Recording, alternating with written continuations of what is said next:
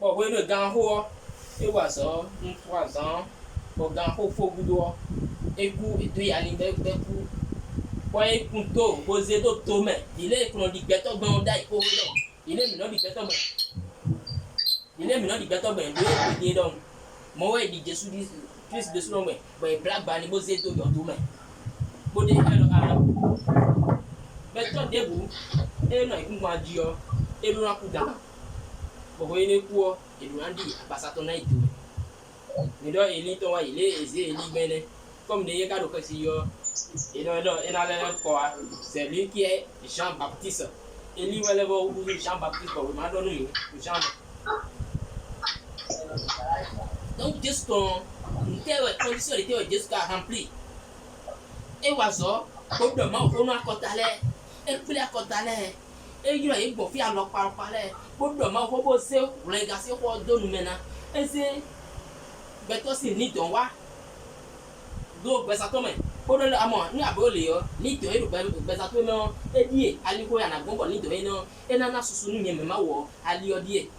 Si le a bon, toi, sommes aussi, mon homme, ils sont des serres.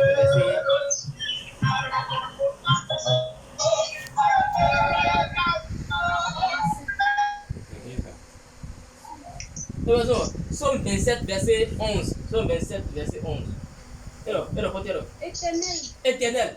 Enseigne-moi ta voix. Enseigne-moi ta voix. Pour aller retourner. Mais nous sommes non, à 27. Non, pour aller tourner. Conduis-moi dans le sentier. Pour aller retourner. À cause de mes ennemis. Ne me livre pas au bon plaisir de mes adversaires. Ma semi. Toi, le menu que toi, tu es bon, que toi, tu es si tu n'y vois. Voyez, somme 25, verset 5 maintenant. Conduis-moi dans ta vérité. Alors, conduis-moi dans ta vérité. Dis-on, là, les gros, il y a bon. Bon,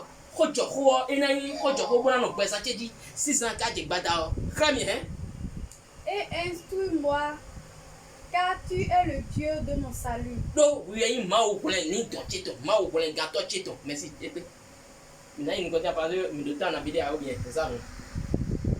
Et bien, on dit, mais bon, mais on a dit, mais il ne peut pas me dire, mon délai, il ne peut pas me dire, il ne peut pas me dire, à mon ménage, donc, nous, quand, ascension, c'est côté, ben, il dit, Jésus, donc, mais non, pas aider, une pétole.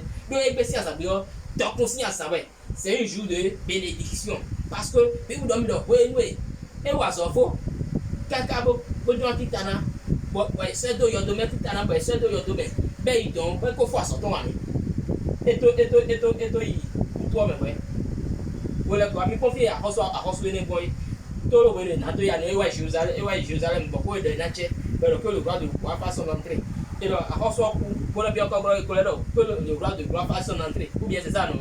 Nous donnons des frères David Aïe. Donc nous, quand on a tché, nous, quand on a tché, mais Dion Chi, que le roi de gloire fasse son entrée. Dans Somme 24, verset 7, on a pas le mais dégoûté, on a grandi, porte élevée volontaire, porte éternelle. C'est ça, comme nous avons fait. Oui, nous avons reçu un doigt, house de couteau, mais le filet bien n'a pas tché. Doit reçoit un pas tché, le filet bon, on doit tché. Le filet bon, il n'y a pas de réponse, il n'y a pas de réponse. Et sur un bon noir, et oiseau. Bon, nous, mon canton est le tché, ouais. Bon, et bien si, à sa mais là, ascension. No, pour son point, ça tombe au pays. Il est de mina, une fois, mina, fan, ça tombe au pays. Et ouais, we go to we get a padre, no, mais si il était élite à les malicablo. Et ouais, we go, what do you do? Nous, go to quoi? Moi, j'aime bien, ouais, de n'amer. Ouais, non. Et what a fond, et what on dit, ma doigt. Et what on do, on est là, du madaito. Et ton dos, mais là, du madaito. Bon, il va pas éminer Galilée. Bon, nous on doit y voir mon, nous Jésus a fait, Jésus-Christ, notre Seigneur Jésus-Christ a fait 40 jours plein dans Acte 1, verset 3. Acte verset 3. À ça, quand les gobés, Oui, nous écoutons à ça quand des gars, ouais. Il va avoir des, même on va dire, Après qu'il eut souffert, oui, nous dit, il y a un bébé goudon, faut goudon. il leur apparut vivant Et ouais, ton il dit à Tijima, et leur en donna plusieurs preuves, Pour des mots, alors pas guégué clé, bon, se montrant à eux pendant 40 jours. Et des clés, et donc, elle a un jaou, alors parle pas guégué, à ça quand il est blâmé, Et parlant des choses qui concernent le royaume de Dieu. Bon, nous est beau, même à côté de nous, il est tout au moins, en sous ta main, au ton mais et les gars nous, il doit s'en caler, mais nous est voir, pour les voir, à s'en caler, et là, vous gagnez, il est, Comme il se trouvait avec eux, il leur recommanda de ne pas s'éloigner de Jérusalem. Et dans nous, et non, il ne fait pas, il n'a mal quoi, il m'a gossé, Jérusalem, d'accord, vous y avez, oh, mais, faut y verser 9, maman, verser 9. Après avoir dit cela, il fut élevé pendant qu'il le regardait. Et une nuée le déroba à leurs yeux.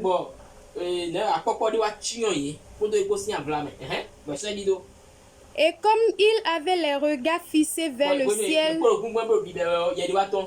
pendant qu'ils s'en allaient, voici, deux hommes vêtus de blanc leur apparurent et dirent, Hommes galiléens, pourquoi vous arrêtez-vous à regarder au ciel?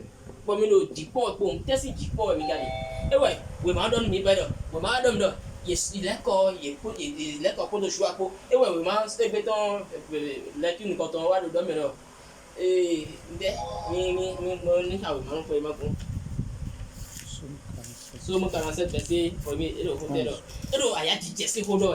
Aya DJ in ko ko na do do epesi asa passe mi no epesi asa bi o to ku si asa we. Bo me de go yin ipesi an we. E do na no te kon Jesus sin yi me. Bo Jesus na wa de iba nu beni comme cela se doit Vous tous, peuple, battez des mains. Poussez vers Dieu des cris de joie.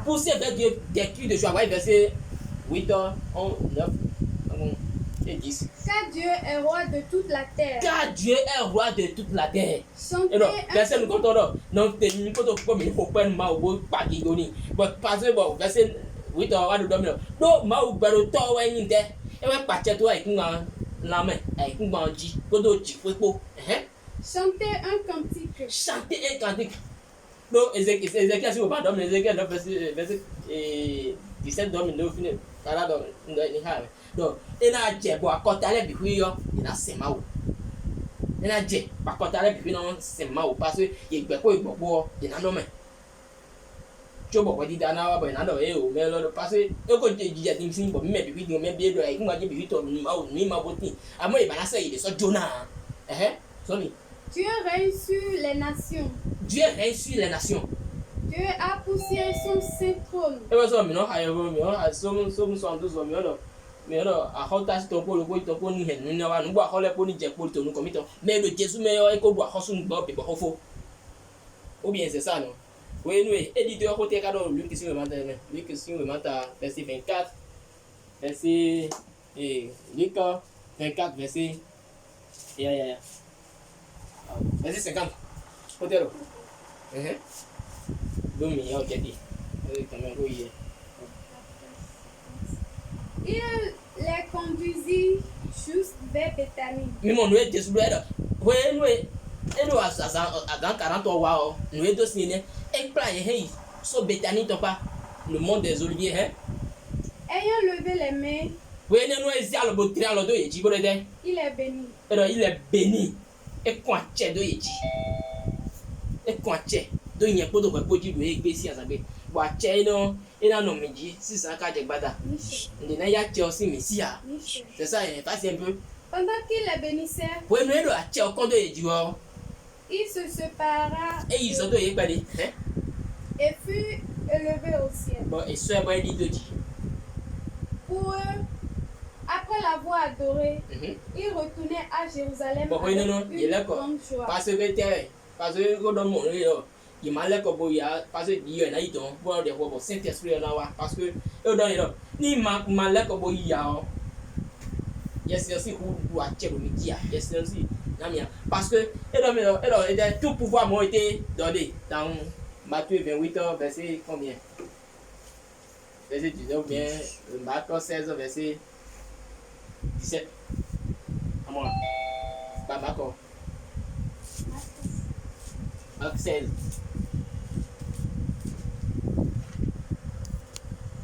et alors moi vas-y verset 17 là on a dit tout pouvoir m'a été donné.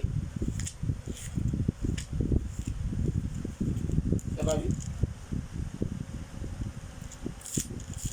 D'accord, 16. Verset 17. Voici les miracles qui accompagneront ceux qui auront cru. Vas-y, voilà. En mon nom, ils chasseront les démons. Ils parleront de nouvelles langues. Bon, 16 oreilles de moi. Celui qui croira et qui sera baptisé voilà, sera sauvé. Mais Dieu n'a dit nous, pour être sous la nuit. Et mais Dieu n'a dit nous, au mon coton, pour la donner non. Mais non, et dans les gars, mais celui qui ne croira pas. Mais Mangadon dit, il y a condamné de rien. Voici les miracles qui accompagneront ceux qui auront cru. Mais Dieu n'a pas dit, nous disons, il n'a pas dit. En mon nom, ils chasseront les démons. Ils parleront de nouvelles langues. Ils saisiront des serpents. S'ils boivent quelque ils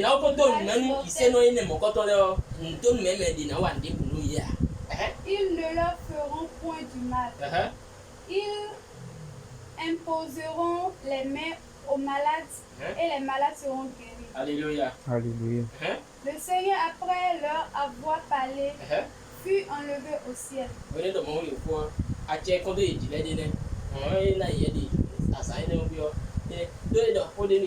Baptisé au nom du Père, du Fils et du Saint-Esprit. Ça, c'est Matthieu 28. Matthieu 28. Dernier verset.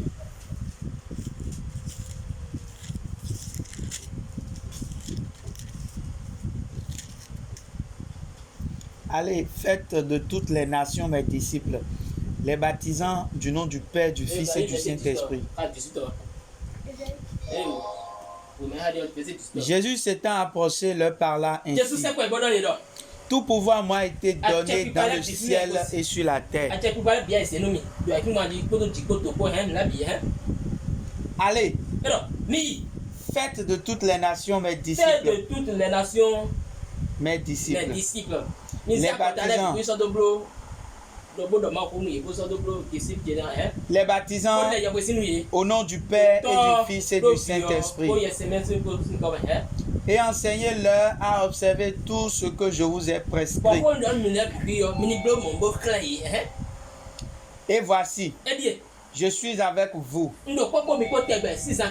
tous les jours jusqu'à la fin du monde. Ils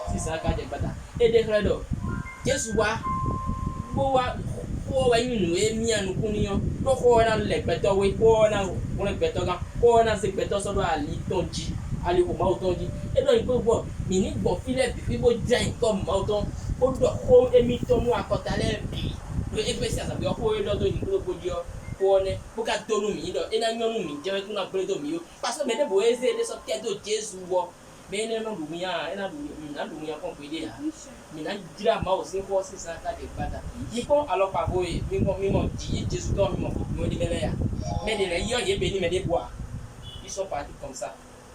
Parce qu'il était venu à Hossoa. À Hossoa pour le bout. À Hossoa dit ouais. À Hossoa quand il y a une petite tour, mais on a encore une petite tour là, ouais. Tu vois, il est tourné dans le couvert, par exemple, du bon, pour les victoires là, quand tu as tourné, tu vis comme là. Tu vois, poussé un coup, c'est ça que Jésus a fait. Il nous a bénis avant de partir. Bon, minute tout là. Nous n'avons pas la première minute. Minute tout là. Jésus Christ est né. Les yigons, bon, mais nous, yigons. Puis, nous, nous, nous, Jésus reviendra. Acte 1, verset 10, 11. Jésus propose une mauvais de Yo. il reviendra pour juger. Et comme il avait les regards fixés vers le ciel, pendant qu'il s'en allait, voici deux hommes vêtus de blanc leur apparurent et dit, hommes galiléens, pourquoi vous arrêtez-vous et regardez au ciel? Ce Jésus qui a été enlevé au ciel du milieu de vous reviendra de la même manière et vous l'avez vu, que vous l'avez vu allant au ciel. Pour pouvoir juger le monde. Et là, d'avoir une pour voir que bon, attention, là, pour me c'est que pour que c'est mis les pour et là, c'est ça, bon, dis nous. Donc, il doit coder wai, à ça, ton dit wai, on fait nous dit. Et c'est à ça. Ouais, donc, ne peut-être qu'un abi moi, mais ne peut-être qu'un amour ici, mais autant bon. Et il doit alors dire ma voix, à ma alors dire ma voix, c'est moi, yes, ma autant. Yes, na friend parce que no bueno yes nta we yes na wa e wa do bi la ko bi ali se mi la ko bi o ko yi Jerusalem mala ko bi mi tole bi mo ko bi fo aya jije me mi ko de yo aya je ni plan bo mi na la ko bi o Jerusalem si ai ku mo di bo bi o si se ho bi level gone there bo si no e de na beto do na ko there bo si ma ko bo kan wa tro ma u ton on de jo beto do paso beto do a te de bi pa do de dia no beto no ma u beto en de jo so mi so do wana les jours nous sommes sur deux bana parce que ni à mon coup de tout mon capon dans la mort à bien à titer dit des boucanzadon les bonnes gars titer bon de quoi doit tout tu vois ce que nous on ne m'a pas de proto dire ici mais tout le monde a été pas de les dire non mais trop non pas ma maman on a ce de bon là ce que l'homme va dire à Dieu là c'est de dire à Dieu fais-moi de ta volonté zemi ça de bon nous Dieu là oui non à mon yes c'est mort we no e ma so do yes and go to double and I didn't put this out of them aga no ma so gele we manual le ma go to hena this out of them bona clear ali e was mo ni how na de legend come so mi ma me so mi pensé to e so mi pensé que ne bo no go to do no ni no fiche e be sa do na sa be bo nyo do e be ka do me pi na no ko to asa na go to na support même mais il Christian là non support ta ouais et bien ça la même cadre à son côté à son côté Dieu il va beaucoup dans le bon camp de passer des imitants on a d'autres maman mais faut à ça que pour nous on avait pas pour la bien c'est quand même ce mais il y avait non à conduire dans le derrière oh yes c'est moi ton monter mon bien mais le jour de Pentecôte et gagner vidéo à sortir une belle soit à pour on doit donner un bon yon a imité yo mais na mo je mais na ba to kon beli ya Jésus Christ Nazareth to sin ko niche tu encore Jésus Christ.